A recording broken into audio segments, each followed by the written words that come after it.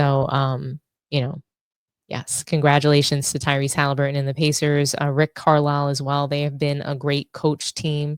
They've been playing really good basketball, and I think that it is important to give them credit for that for sure. So, yeah, I think now is a really good time for us to move on to the Golden State Warriors game versus the Timberwolves. That's been an interesting series, and mainly for the storyline. Steph Curry has not been available to play. He's out with a hamstring injury. Draymond Green, flagrant fouling and acting out, and has finally tried to, he's beginning to take the series seriously. Him and Jimmy Butler, they have been expected to step up for the team, and I have not. I have yet to see that actually happen. So Jimmy Butler, he came out aggressive in this last game, but it didn't actually connect to the box score. He didn't have as great of an impact on scoring as I wanted him to. Draymond Green is just not a scorer, so him really trying to step up into this role, score the basketball more, I appreciated the effort. That's what we saw. They came out in the first half, and they finished the first half well. I think that they had a chance to win this game, but pretty much they came out in the second half and got blown out. That's basically what happened. So, and just when we go straight into the team stats and we take a look at this game, Golden State Warriors, I can't say that there was anything that they did better. They shot better from the free throw line, but they shot more times, so their percentage was lower. They didn't assist the ball better. They had one more stop than Minnesota. They just, yeah, I mean, Minnesota turned the ball over so much that they created opportunities for Golden State Warriors to score, and they just couldn't. I think scoring with Golden State was to me the biggest issue for their team going down 3-1 is that they can't score without Steph Curry. That's just really the bottom line. They cannot score without Steph Curry. And they were able to take advantage of the turnovers, but it wasn't enough. They couldn't score on their own. They needed a turnover in order to score. And I think that's the issue. They outscored Minnesota in the paint 54-42. But when we take a look at the box score and, what Golden State was able to do, like I said, scoring was an issue. Jonathan Kuminga was their highest scorer on the team, 23 points. Kuminga is the guy. Kerr doesn't even like Kuminga. And so when we take a look, at this and we take a look at how many shots Podziemski was able to take.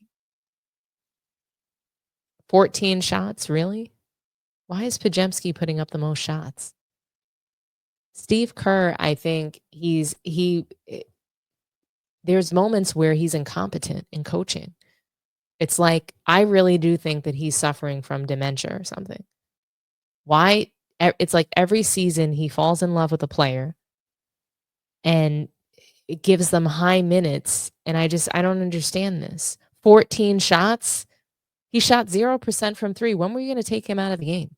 33 minutes you're giving to Podziemski? Please. He's not that good. When Kuminga is the highest scorer on the floor, that's a problem. Butler, he didn't have it. He got to the line 5 times. He made 4 or 5 free throws, 0% from 3. He only took 9 shots. Podziemski's out here taking all the shots. Draymond Green is taking more shots than Jimmy Butler.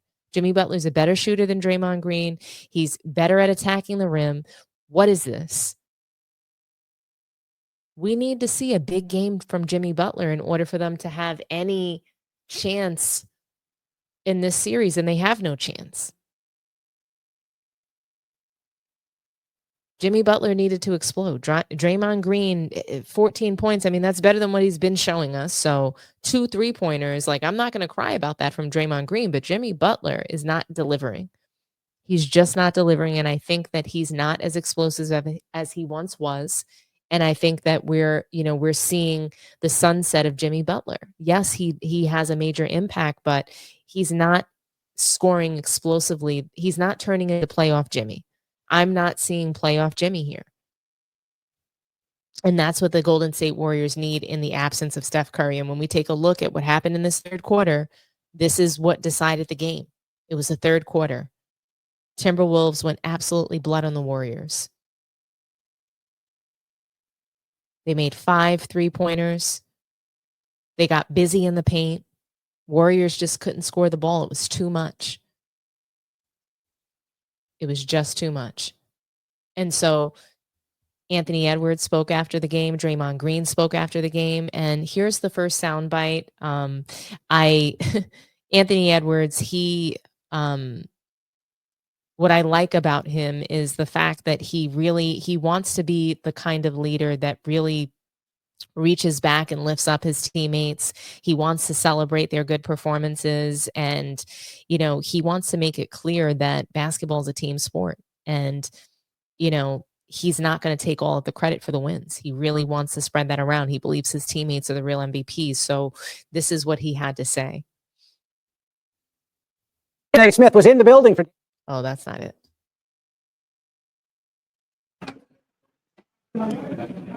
And you really got going in the third quarter, both individually and as a team. Like, what did you find or what changed to get you guys rolling the way that you did? At halftime, coach came in and just said, we playing like we already won the series pretty much. And I don't really like that. I didn't like how we was playing overall, and I didn't like how I was playing individually. So I know I had to pick it up. What had to change the most, or what did you change? Our defense. We was letting Jonathan Kuminga just get everywhere he wanted to go. Draymond was pushing the pace. We wasn't impacting the ball unless he was crossing half court. Offensive rebounds, we wasn't boxing out. We wasn't limiting those guys to one shot.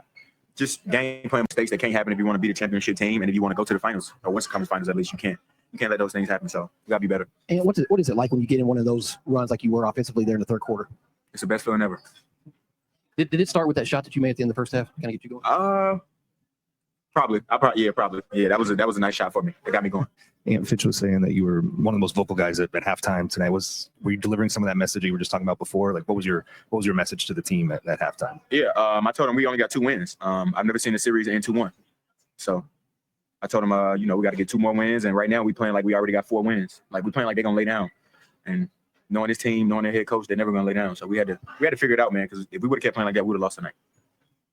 And I was inside talking to a couple of your teammates about your run in the third quarter, what it was like, and they said you could hear the pain in the crowd. When you're on the road, you can hear the pain in the crowd. What does that do for you when you hear that? Oh, it's just satisfaction. Just the best satisfaction ever.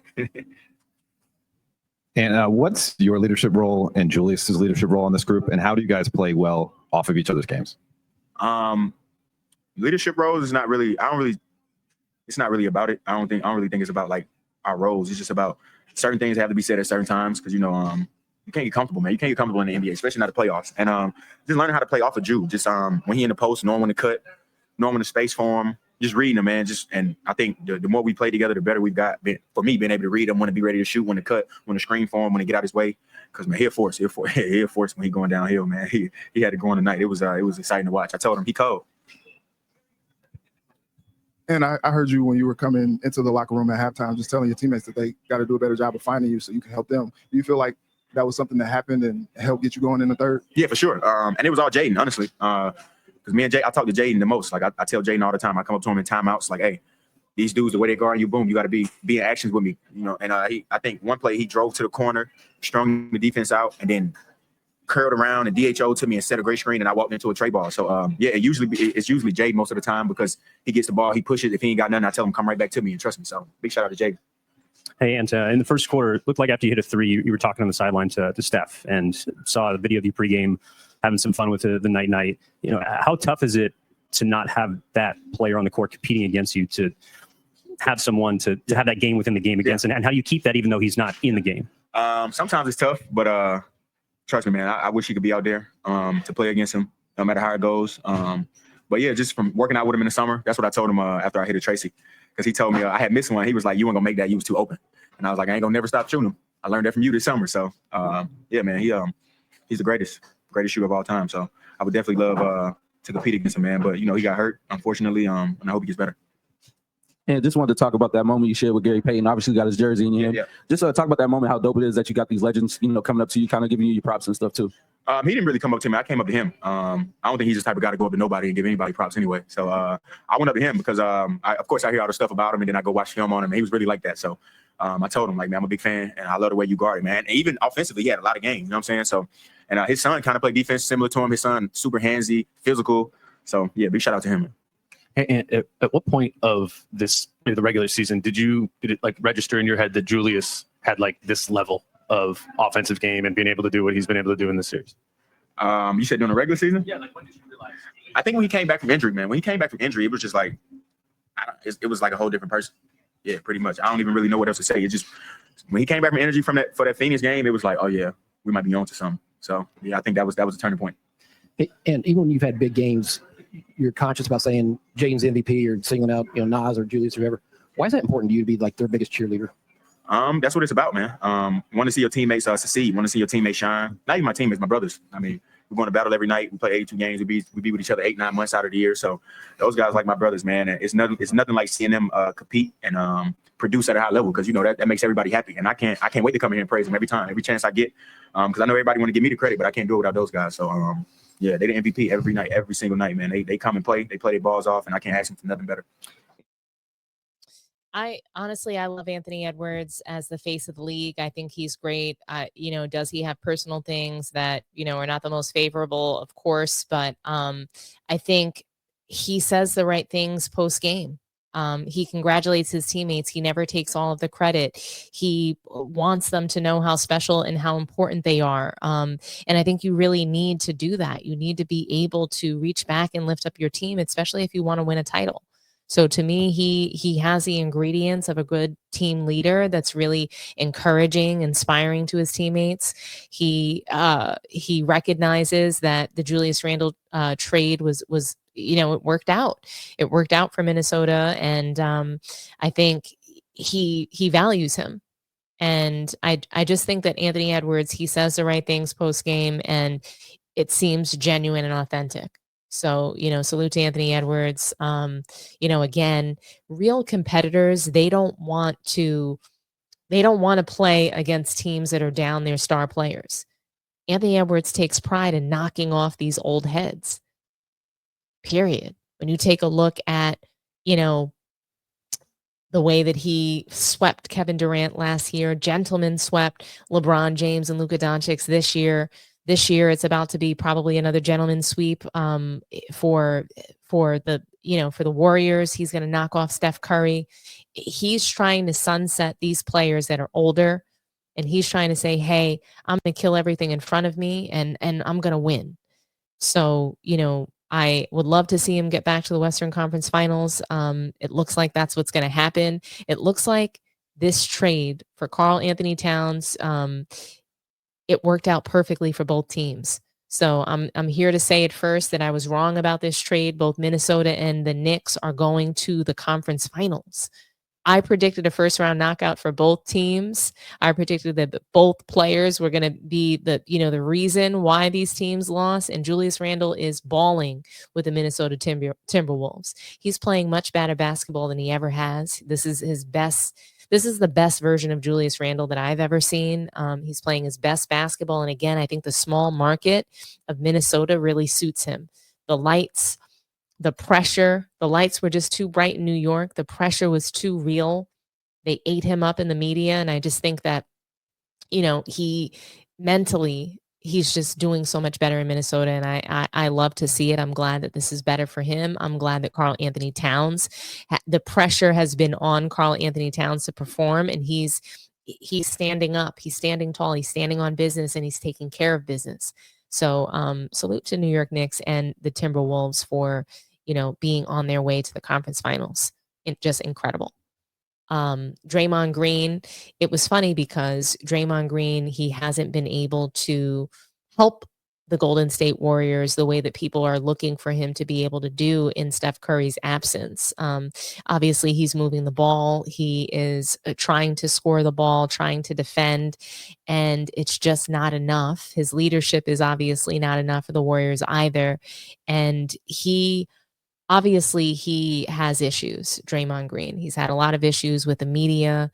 He talked about being an angry black man earlier in the season. That didn't land well with others in the media, and he was called out for it, like, hey, Draymond, you're just a dirty player. There's, this has nothing to do with an angry black man. The offenses that you're committing are against other black players. So miss me with the bullshit today. But he tries to be apologetic with the media post game. And I thought it was absolutely hilarious. And the funny thing is that I don't really give a damn if Draymond Green talks to the media or not. He just thinks so much of himself. He's completely insufferable. And I want to play for you guys what he had to say. It was a short clip, not too long. So let's hear it. It hung around for a little while.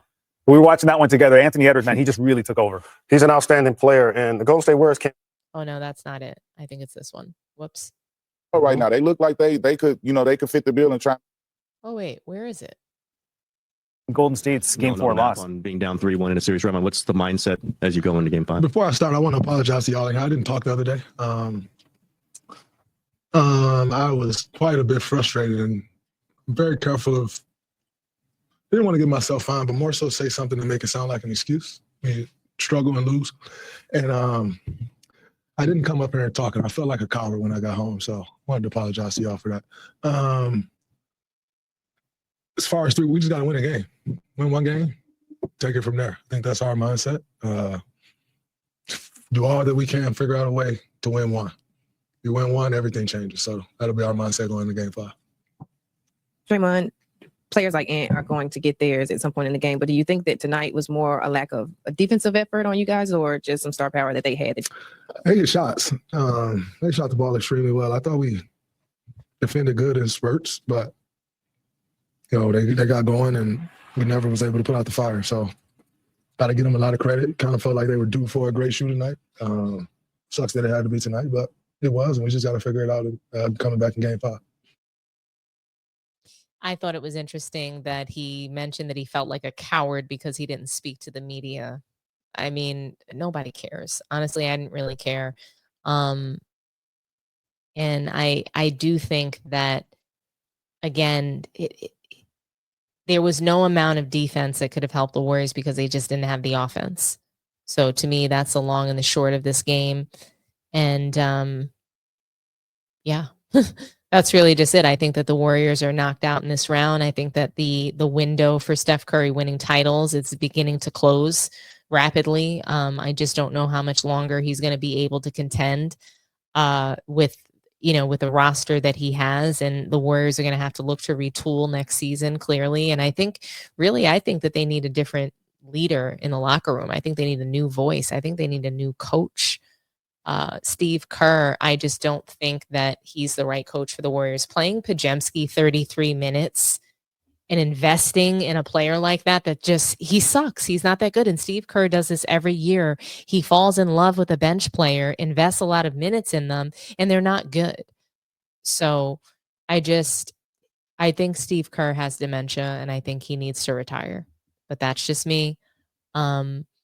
There were the guys from Game Time, Jaylen Rose, and that crew. They had some things to say about this series, and I want to play it for you guys. I enjoy Jaylen Rose. I didn't love the fact that he was let go from ESPN, but here's the sound on the Warriors and the Timberwolves game. Let's hear it now. It hung around for a little while.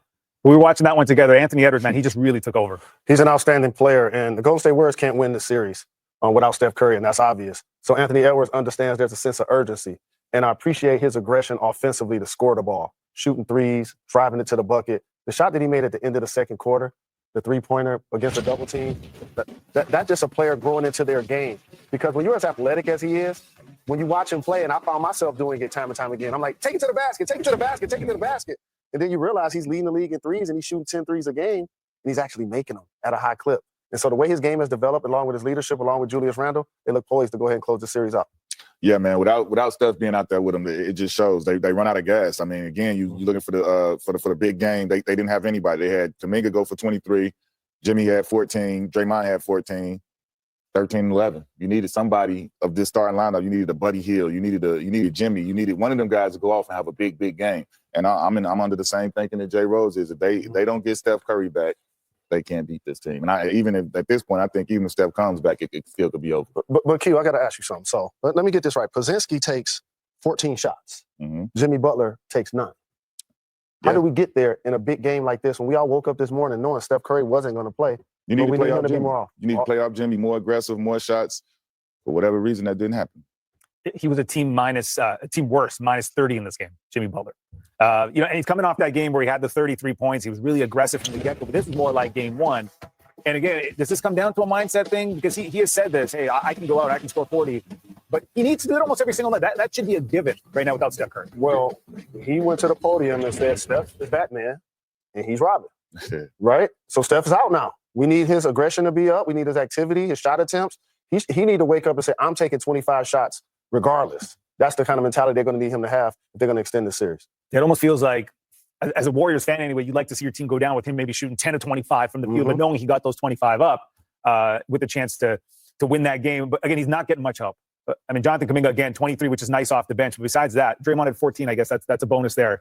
But they need Buddy Hield. Buddy Hield in the games in the last series, game 7, and then game 1 of this series, really stepping up. But in this one, just 13 points. And that's what happens when Steph Curry goes out of the game.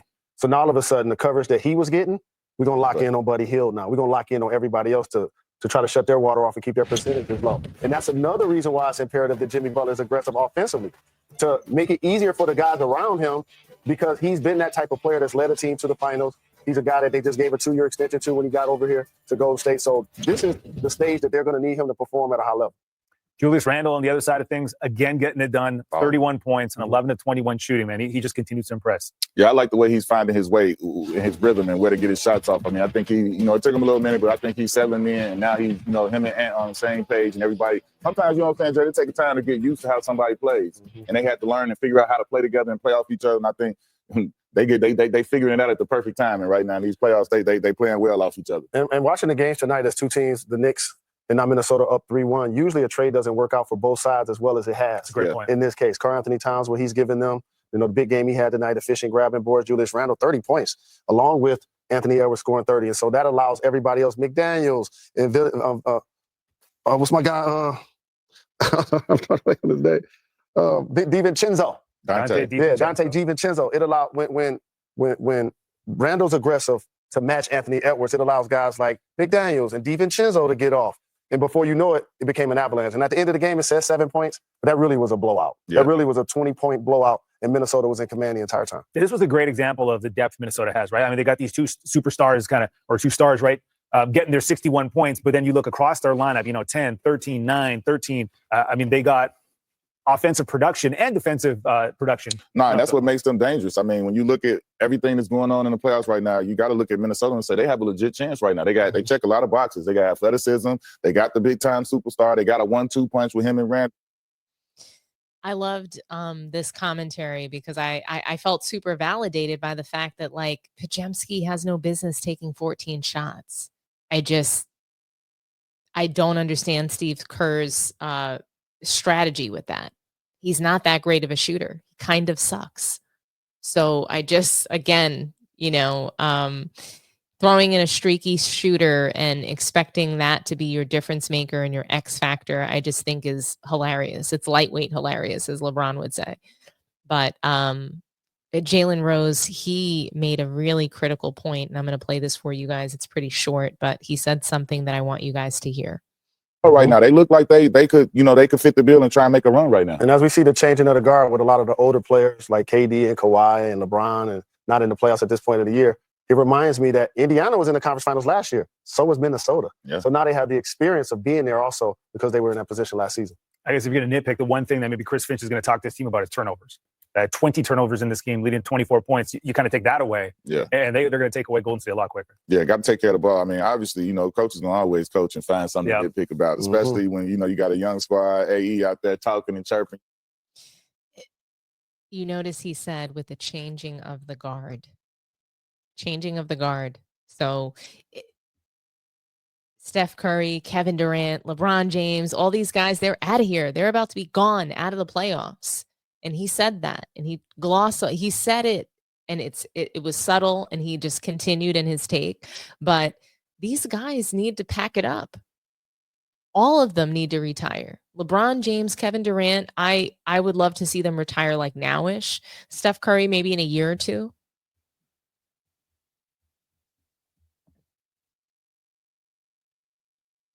It's time. It's time. You know, and I want to ask you guys, who do we think is going to win a title first? Will it be Ant-Man? Will Anthony Edwards win a title first, or will it be Tyrese Halliburton? What do you guys think? You know, they're both probably, you know, T-Wolves are likely headed to the Western Conference Finals for the second year in a row. So are the Pacers. So who do we think has a better chance of winning a title first? So can the T-Wolves beat OKC? I think Denver's going to beat OKC.